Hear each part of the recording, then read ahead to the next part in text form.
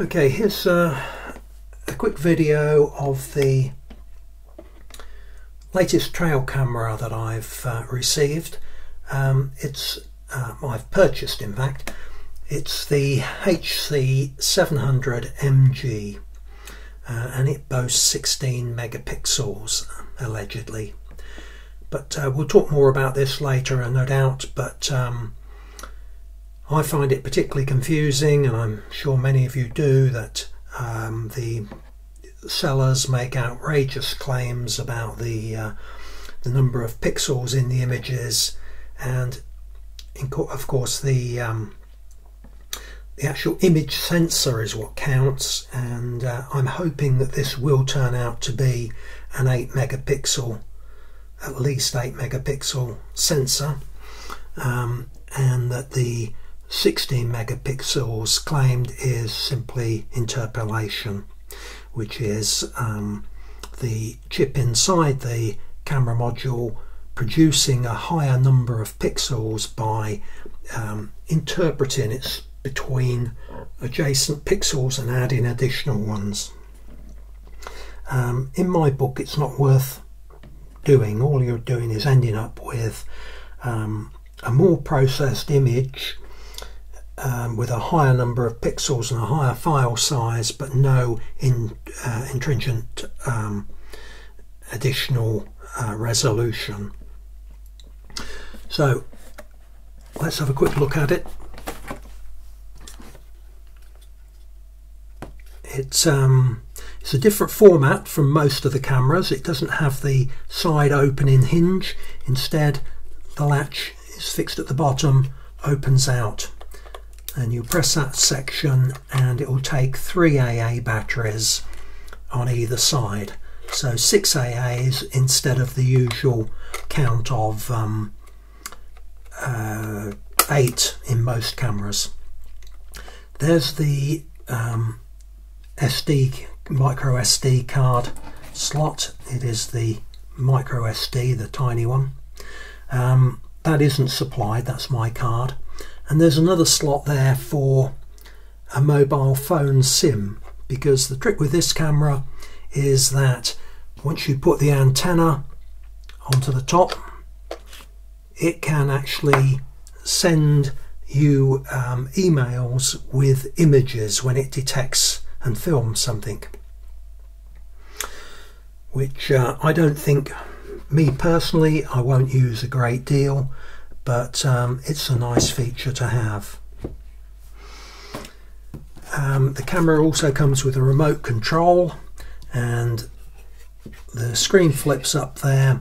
I haven't taken the plastic covers off obviously yet, but there's a screen there, and I'll measure it, but it must be about 2 inches for the setup and also playback of photographs and video that it's stored.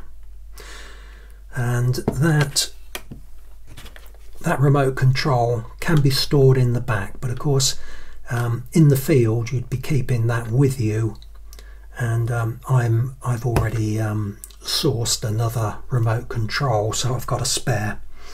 That's on the way to me, but that will fit in behind that cover. That will just pop out for storage, and that will fit inside.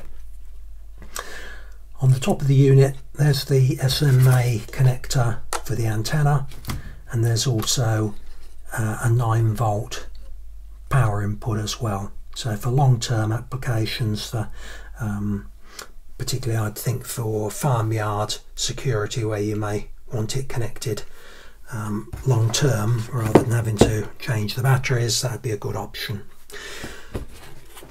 The sensor, I haven't taken the cover off again yet, but that allegedly has a 120-degree field of view, which is pretty good, and the trigger time is allegedly half a second.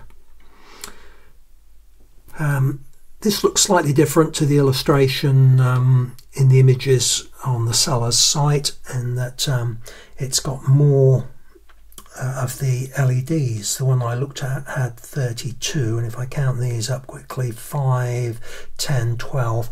Yeah, this model has got 48, 12 in each quadrant. Another interesting feature, of course, is that these are surrounding the lens. Now, previous cameras I've tested, they've all had the bank of LEDs above the lens. Now there could well be some advantage to that in terms of the video quality. The field of view of the camera is also allegedly 120 degrees. I'll be checking that out, of course, myself, and I'll be posting some sample footage. I'll try and attach some to the end of this review so that you have it in one place, and maybe if I get spectacular footage of badgers or foxes, then I will I'll post some additional videos. But of course, you know, it is, at the end of the day, it's the image quality that counts. And test footage I found on the internet of this model of camera, doesn't mean it's built in the same factory or whatever, but this HC-700 series of trail camera looked quite impressive. For me, the 3 previous models I've looked at and used, the image quality has been much poorer than I would have hoped, and the video quality has been particularly poor, very noisy, got a white speckling running through the video, and of course that does spoil it, and it does take an awful lot of post-processing in the computer to and some sophisticated software as well to try and reduce the noise. If you get the paid version of Davinci Resolve, it does include noise reduction, but there are other noise reduction products, specialist products just for noise reduction. Right, aside from the camera itself, there's the strap to attach it to a tree or a post, and you can see on this model it will feed in there, come out there, and there's a top and a bottom possibility. Now there isn't, the first thing I'll point out, this has the latch, of course, to do the sealing. There's a gasket running around in a groove there, and there's a knife edge built into this edge, so it should seal. It's allegedly IP54. So I think I'll probably put a bit of silicone on that before I force that closed again. A little bit of silicone spray on it, but it's allegedly IP54. Time will tell how waterproof the camera genuinely is. Aside from the strap, there's a micro SD, the D-shaped micro SD for file transfer, but I'll tend to take the card in and out, I think. And there's some software for setting up all the phone numbers for it to send to, where email addresses, etc., that for it to send to.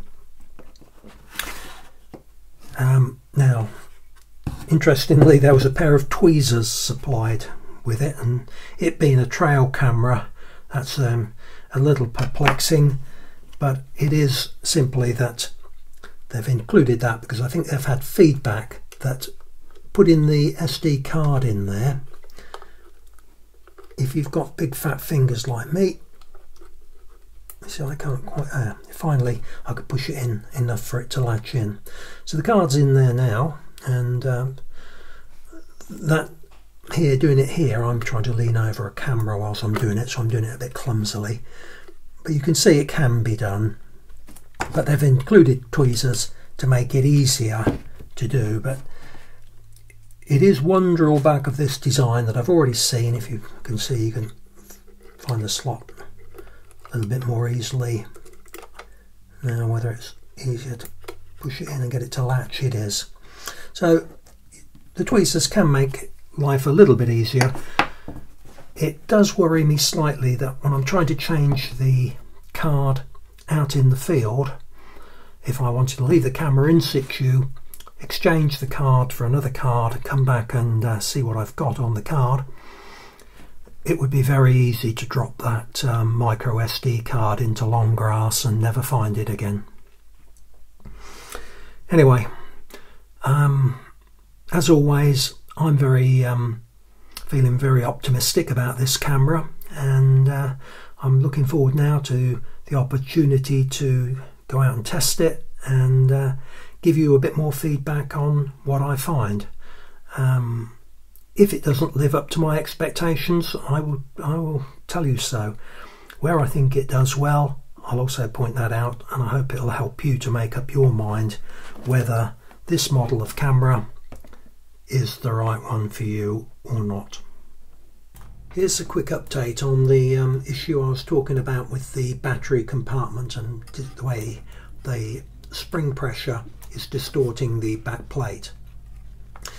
You see the batteries can push in, but they're on quite a strong spring, so they can go all the way in, so it's not a question of them being too long or anything. Now if I close that down, you can see how it's already trying to push out on the, and it's bending that retainer for just the batteries. When I close the bottom cover entirely and put the latch on, a bit hard to do this when I'm leaning over the camera, it's now snap closed, but I'm not sure whether the camera will be able to pick up the gap, but through there now it's distorting the back plate. Maybe you can make it out there. So it's bowing the bottom plate, rather. It's bowing it, and it's simply not strong enough. The back cover is not strong enough to, or bottom cover, I'll get that right in a moment, it's not strong enough to resist the pressure of the battery compartment springs. So they really are OTT, over the top in terms of the spring pressure. The other thing is, I suspect that really the design is flawed, in that in this case, where you've got the spring pressure at either end from the batteries, it would have been better to have had a two-latch design, so we're latching onto the either side instead of having that central latch. So, you know, a fundamental design flaw there, I'm afraid, which will almost certainly lead to leaks. So I'll have to think about ways of combating that, and whether I can rig any sort of latch across the back myself. Anyway, I thought I'd just bring that one up as I saw it, because it is an important consideration. This is another thing that I mentioned earlier in the video. I found it on the floor after the first one, and it's a small rubber gasket, and it's obviously designed to fit that way on over the antenna port, and then there's another flexible gasket over the top of the antenna. So once you've got it assembled on, it's screwing down onto that one, and it'll help with the waterproofing, or help prevent water ingress. So there are two goes at it there, but looking at that, where it's screwing down onto it, I don't think it's doing the job they intended anyway.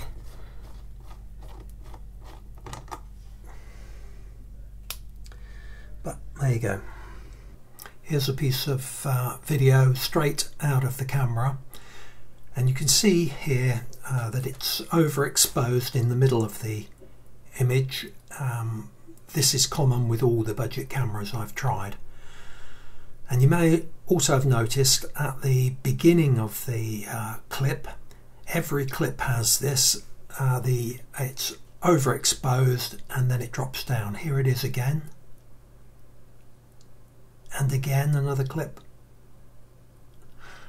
Now, that's not too much of a problem, but it does have to be clipped out as you're editing the video. Now, this piece that's on now, this video clip, you'll see that it's much less burnt out in the center, much more even illumination, and that's because I've added a piece of milk carton, 2-litre milk carton, over the LEDs to make a diffuser, and you can see it's improved the quality. Here is a clip again, just to show you the straight out of the camera again, and no editing on it. just to show you the image, the colour images. Again, pretty good for this price point.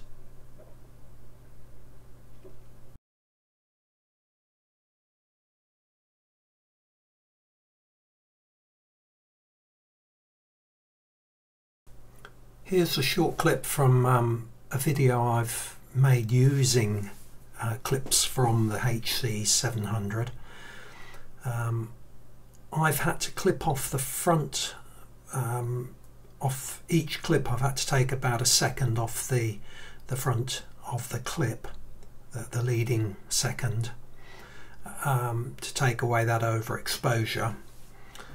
I've also tried to tame the overexposure in the centre of the image in the editing software.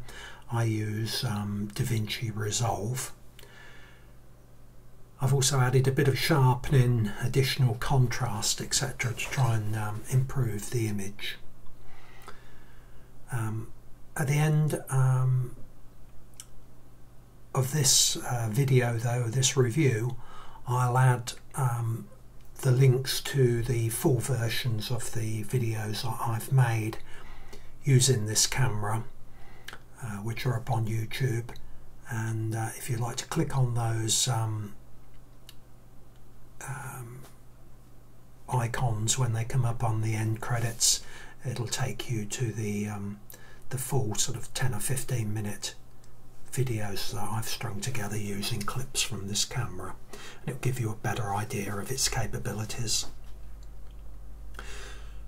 It's worth saying, whilst this is running through, that I'm particularly disappointed with the still images, the JPEG photos that the camera takes at night. They're all hopelessly overexposed. So there's barely a good image taken at night, still photo taken at night with the camera, but it's better in daylight. So for me, I bought it primarily to use for video, so it's not a problem. But if you had bought it for photographs, I think you'd be particularly disappointed because of that. And I think that's about all I need to say about this camera, so I'll end it now, and hope this review has helped you decide whether it's suitable for you. And I think it's, of course, comes down to a compromise between quality and price. If you're willing to jump in and spend £250 on a trail cam, then there are far better models available. If you want something like me, you want something to play with that's not going to break the bank and have a bit of fun with it, then this could be a contender. Okay, thanks, bye for now.